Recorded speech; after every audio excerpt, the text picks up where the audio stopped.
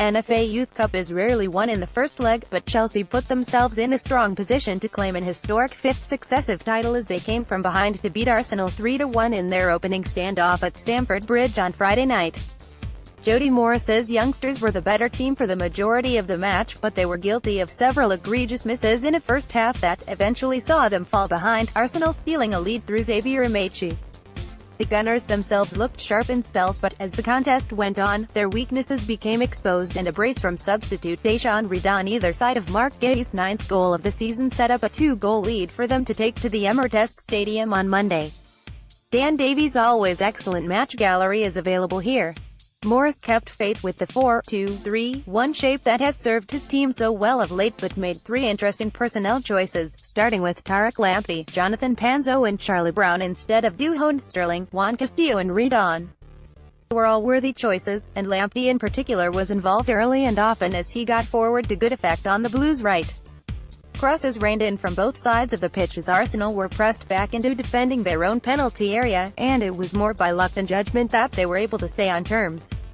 Brown should have opened the scoring when George McEachran took down Reece James's searching long pass with the first-time layoff to the striker, but he planted it wide off his weaker right foot, and immediately knew how big the miss could have been over the course of the tie.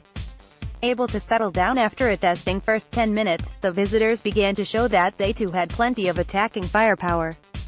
Amaechi beat Lamptey with ease before seeing his cross come back to him, whereupon he fired low and hard at goal and drew a good save from Jamie Cumming.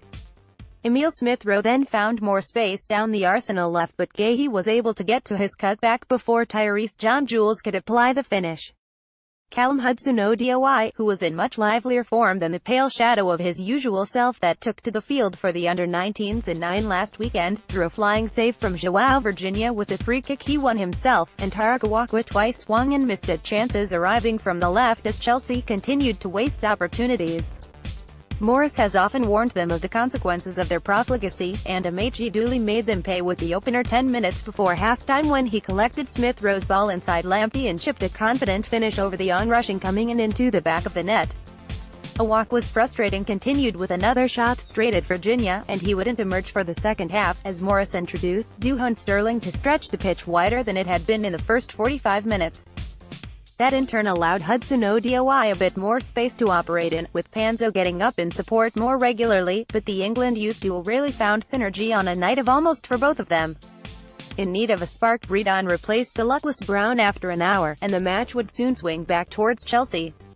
It took him just 6 minutes to announce his arrival in style, racing away after brilliant play by McEachran to release him, before slotting a finish under Virginia to make it 1-1 and spark scenes of celebration amongst the healthy crowd in attendance. With the momentum on their side, and with Arsenal visibly wilting under pressure, this time they made their superiority count. With 12 minutes remaining, a set piece wasn't fully cleared, allowing Chelsea's centre-backs to combine to give them the lead their efforts had deserved.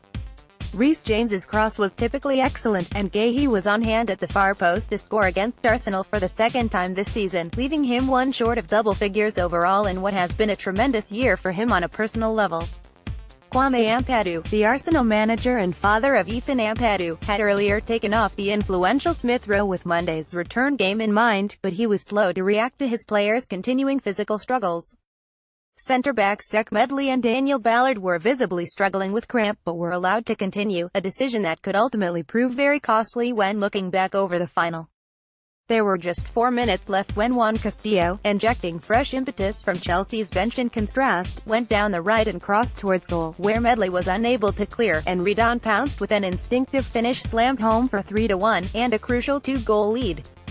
It could have been 3 had Redon completed his hat-trick in stoppage time. McEachran danced his way through in style at the end of another fine display, but this time the Dutchman skied high over the bar to leave his team thinking of what could have been. Had they taken even a few more of their chances on the night, they would already be out of sight, but they head across London the other side of this weekend knowing they're one step closer to retaining the FA Youth Cup once again.